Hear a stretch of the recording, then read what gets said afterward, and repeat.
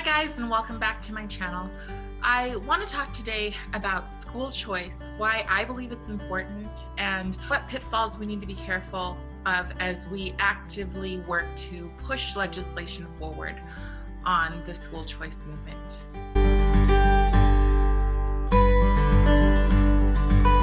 So earlier this week, I had the opportunity to speak in front of several senators of our state. The subject that I spoke of was on school choice and why I felt that it was important, specifically as a minority, but really for everyone. And I just wanted to hit on a few of the reasons why I felt that it was important. The first is that we want to protect our children. I'm a strong advocate of protecting children. I work in a school. I have my own child. I love my nieces and nephews, and I really believe in human flourishing. And so for that reason, I think it's more important than ever that we all get into the fight, because we are watching a dumbing down of our children. We are watching a sexualization of our children, and we are watching a kind of a rapid attack on destroying the importance of the family. So some examples in each of those categories would be recently in my little tiny town, a 7th grade boy decided to use the restroom. So he got up, he went into the bathroom, and there were 3 children who were making out, 3 8th graders who were making out. The young man felt uncomfortable, obviously, and decided to turn around and to walk out of the bathroom. And the person in the middle, it was 2 boys and 1 person in the middle. The person in the middle jumped down, walked up to the kid, touched him on his shoulder and said, "Hey, it's okay. You don't need to tell anyone. I'm trans. Do you want to see my boobs?" Kids will abuse these legislations that we are putting through in order to be quote unquote tolerant. They are kids. It's what they do. I found it interesting when I was speaking at the Capitol that there was a men's bathroom, a women's bathroom, and a all gender or multi-gender bathroom. I feel like that's a quick and easy solution that shouldn't offend anyone and that should protect all children, including the transgender child, or the child who is dealing with gender dysmorphia, whether that be long-term or short-term. Our kids are being brainwashed in schools all over media that they say critical race theory isn't a thing. We know it is. They are teaching it by praxis, and they are also teaching it through something called social and emotional learning. I've made a video, I'll post it right here. I will also share with you Nicole Peck, who has a great video on what social and emotional learning is and isn't. But one of the things that they are doing right now is a lot of surveys, and I highly encourage you to opt out of those surveys to make it known in numbers that we don't want these done for our kids. They're calling them wellness surveys. But what they are doing is asking them questions, and when they do not give the politically correct answer, they are getting marked down on these surveys, or they can't move forward on these surveys. For instance, if somebody asked the gender question and somebody had the view that there were only 2 genders, they wouldn't be able to move down on those points, regardless of whether or not you believe it or not. That person believes it. They should be able to be truthful in a wellness survey. Another thing that they're doing is introducing something called checkology.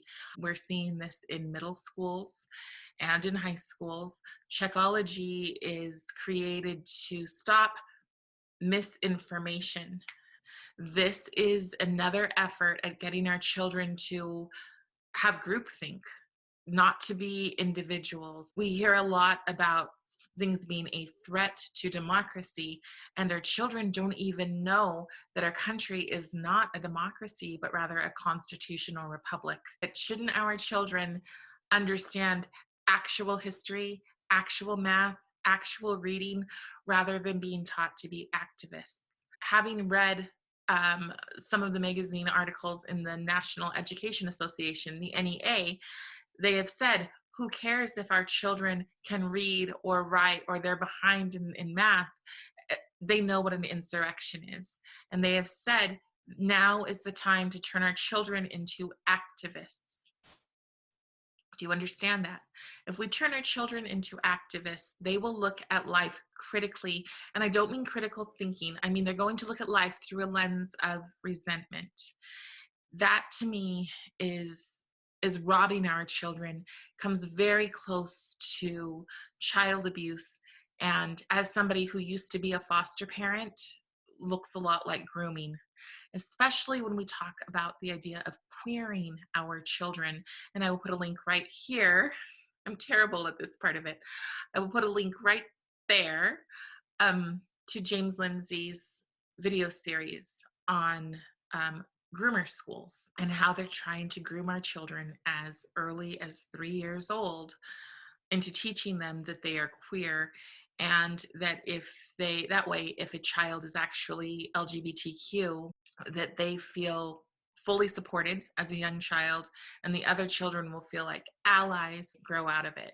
What I find interesting about that is that we've done the opposite. We've treated children like they are straight. They call that harmful, but now we're supposed to treat all children as if they're gay, and that's somehow not harmful. That's up to you. And if you are a person who wants that for your children, by all means have it. But that's where school choice falls in. That's why school choice is so important. People should be able to do for their family what they feel is best. If you are a person who wants a very biblical worldview in your education, then you should be able to send your kids to a school that has that focus. For me personally, we're a family that values strong education and moral ethics. And so we should be able to go to a school that has strong education and moral ethics. As a person of color, I am finding it threatening, quite frankly, to the idea that I would have to put my child in a school that will teach him that Ebonics is the official language of African Americans, or a school that will do a privilege walk where he, being a child who passes as white, will have to look behind at a person who is Black and see them as less fortunate than he is, even if that child happens to be the child of a doctor or a lawyer or a physicist or whatever. This idea that they must constantly be oppressed, to me, is extremely, extremely insulting and extremely abusive.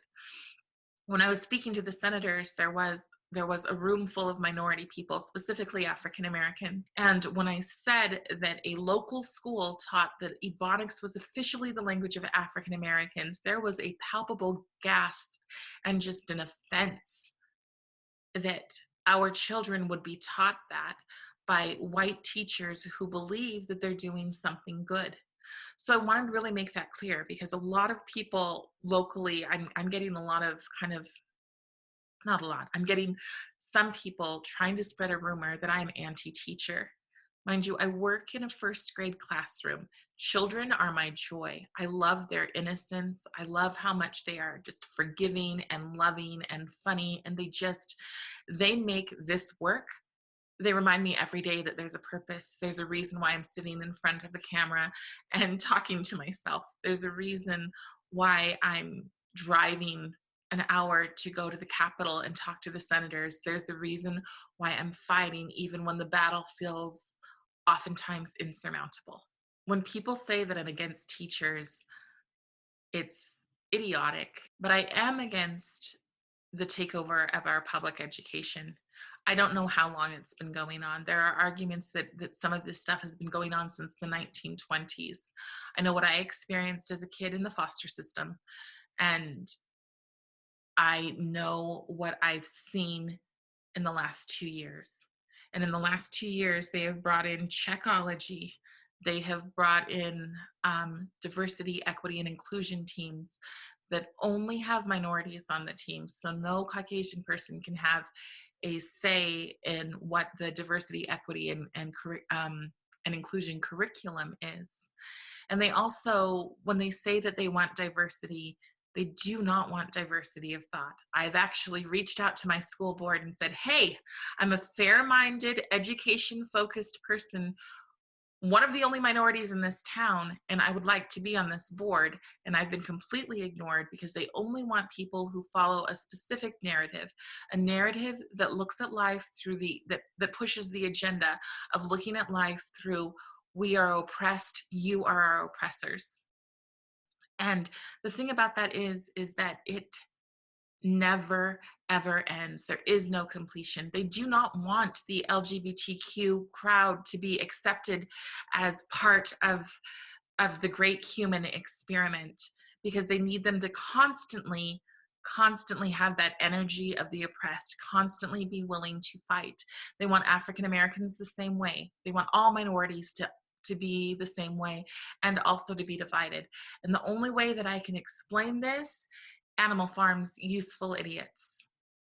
And I find that just extremely discouraging. There is actually a condition called post-traumatic slave syndrome, which means that because of multi-generational trauma, a person can't succeed today. And a lot of people believe this. And to me, this is so freaking sad. And as I'm watching parents put their heads in the sand and say, oh, I know I should do something, but I just can't possibly do it, I'm realizing that this idea has not just gone to the African Americans, but it's gone to anybody who would dare stand up, anyone who would dare to try to make a difference. They've done such a good job of convincing them that they can't, that the battle's already lost. The same kind of ideas that they have in Maoist China are what we must have here in America. And so it feels like very often like we're just the only person standing up. And I know that that's not true, because I can call 20 people right now who are fighting the same fight that I am. But we need it to be 20,000 people who are fighting the same fight. And I don't mean fight by go and punch, cause violence, whatever else. I mean speak up while we still can. And when I say Maoist China, some people might think that that's conspiracy and woo-woo and weird. But let me just share this link right here that talks about how CCP has its hands in American education at the highest level. And it's interesting because if you look at the way that China is ran, a lot of the things that they're pushing for us to be diversity, equity, inclusion, they do not touch in China. I want to encourage you this year, as we're starting this new year, when you think, ooh, I should do something, then do it. This is a fight for our children. A lot of times people don't want to get involved because they don't want to make waves, or they feel like what they're doing on this other side is compassionate. I want to give you one brief example of something that we did yesterday. We did a reenactment of a privilege walk. And so the one girl who was African American ended up standing at the back of the room and having all of these kids who knew what they were doing, who knew that there was a reason that we were doing this.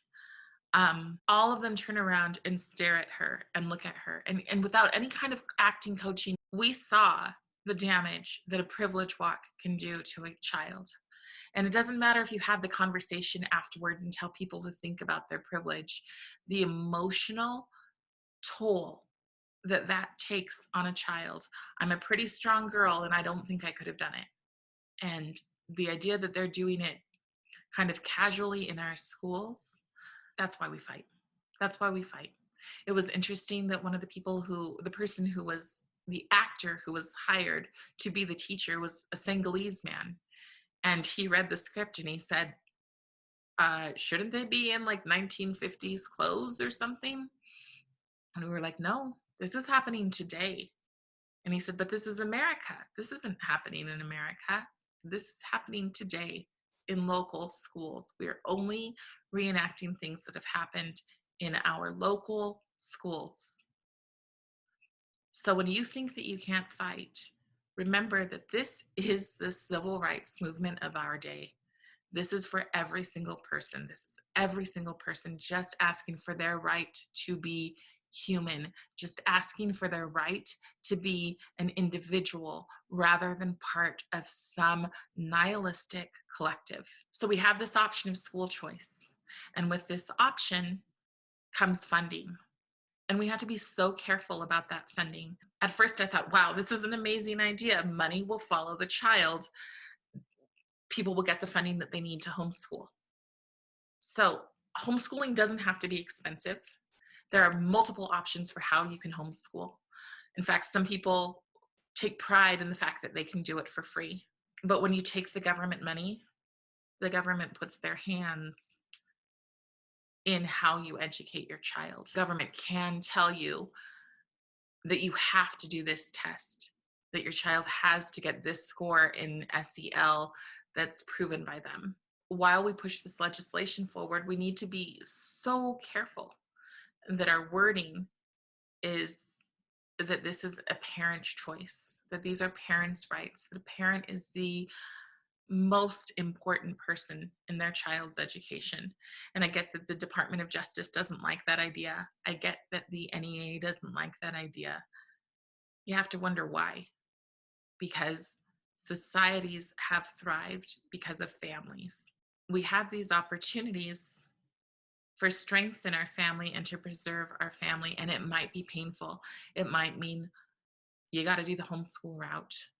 It might mean look into your charter school. But if you do choose a charter school, I want to encourage you, not all charter schools are created equally. And some are more toxic than what we're seeing in public schools. So you have to do your work and figure out what works for you. But you have to stand up for the right to be able to do what works for you and what works for your family. All right, guys, I do not like to leave anybody in a kind of point of despair. That is not the point of this video. I want you to be educated. So some call to actions. First, I really encourage you to look at some of the links that I've posted here. James Lindsay is brilliant in being informed, and knowledge really is power. So if we are informed, we can shut down so many of these arguments and really kind of shine that light into the darkness that is trying to come into our children's education. The other thing that I want to encourage you to do is to live as locally as possible.